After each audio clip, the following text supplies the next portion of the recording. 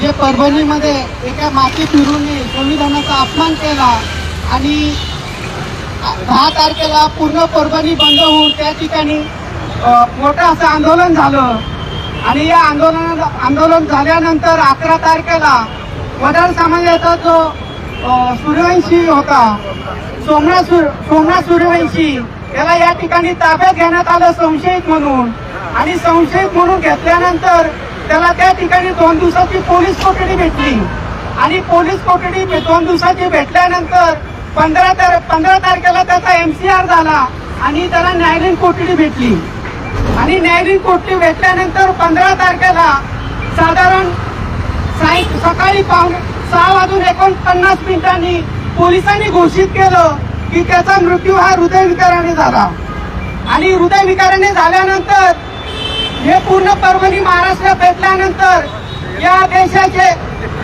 मुख्यमंत्री गृहमंत्री देवेंद्र फडणवीस यांनी सभागृहामध्ये म्हणलं की सोमनाथ सूर्यवंशी यांचा मृत्यू हा पोलिसांच्या लाठीचार्जमुळे किंवा मारामुळे न झाल्यामुळे त्यांचा मृत्यू हा हृदयविकाराच्या झटक्याने झालाय आणि त्या ठिकाणी हृदयविकाराच्या झटक्याने झाला असं झाल्यानंतर या ठिकाणी त्यांच्या घरचे आदरणीय बाळासाहेब आंबेडकर यांच्याशी भेटले आणि त्यांनी सांगितलं की हा मृत्यू हा हृदयविकाराचा नसून हा पोलिसांना मारून झाल्यामुळे झाला आहे आणि त्यानंतर आदरणीय बाळासाहेब आंबेडकरांनी पूर्ण महाराष्ट्रभर याचा आवाज उठवला आणि आवाज उठवल्यानंतर या ठिकाणी सभागृहालाही त्याची दखल घ्यावी लागली आणि याची समिती नेमून चौकशी केली. त्या चौकशी दरम्यान व पोस्टमॉर्टम मध्ये असं आढळून आलं की सोमनाथ सूर्यवंशी यांना पोलिसांनी मारहाण केल्यामुळे त्याचा मृत्यू झाला.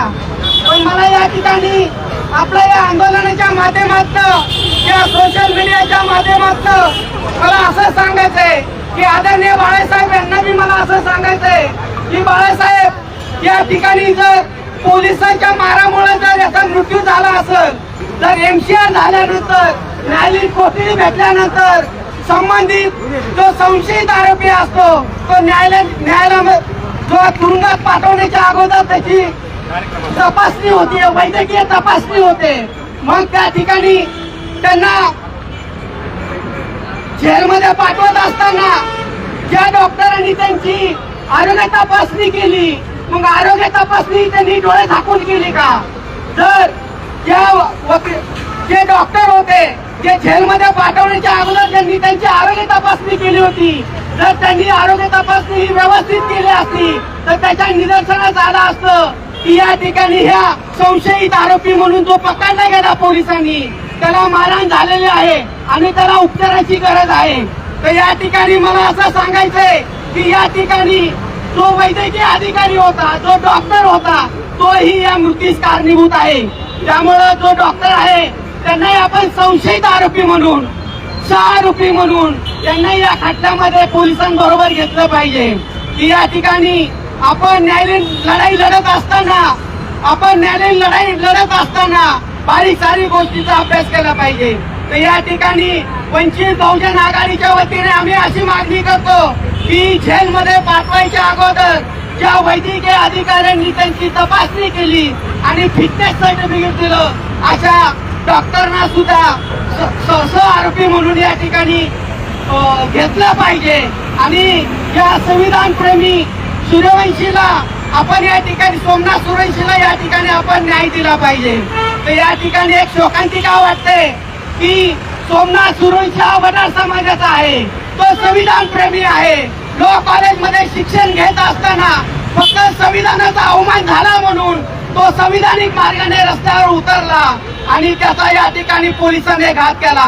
ते या महाराष्ट्रातील जे स्वतःला वडार समाजाचे नेते म्हणतात महाराष्ट्रभर फिरत असतात त्या वडार समाजाच्या सर्व नेत्यांना माझी विनंती आहे की हा जो सोमनाथ सूर्यवंशी वडार समाजाचा आहे तो केवळ संविधानाच्या संरक्षणासाठी उभा राहिला म्हणून आपण त्यांना का त्याच्या न्यायाची मागणी करत नाहीत का? मग आपण एवढे हिंदुत्ववादी आहात का? जर हा वडार समाजाचा असेल सूर्यवंशी संविधानासाठी उभा राहतोय तो वडार समाज हा सुद्धा मागासवर्गीय आहे. तर महाराष्ट्रामध्ये पूर्ण वडार समाजाने या सूर्यवंशीच्या न्यायासाठी आपण या ठिकाणी पेटून उठलं पाहिजे. आणि ज्या पोलीस कर्मचाऱ्यांनी, ज्या अधिकाऱ्यांनी, ज्या राजकीय व्यक्तींनी याचा खून केला, हा वीर खूनच म्हणून, कारण त्याला मारलं नाही, त्याचा खूनच केला या पोलिसांनी. तर अशा पोलिसांना 302चा गुन्हा होऊन त्यांचा फास्ट ट्रॅक मध्ये खटला चालून त्यांना फाशीची शिक्षा झाली पाहिजे. आणि वडार समाजाने पूर्ण महाराष्ट्र पेटून या ठिकाणी त्याच्या न्याय हक्कासाठी आपण या ठिकाणी उतरलं पाहिजे. सोमनाथ सूर्यवंशी अमर रहे, अमर रहे, अमर रहे, सोमनाथ सूर्यवंशी अमर रहे, अमर रहे, अमर रहे. जय भीम, जय संविधान.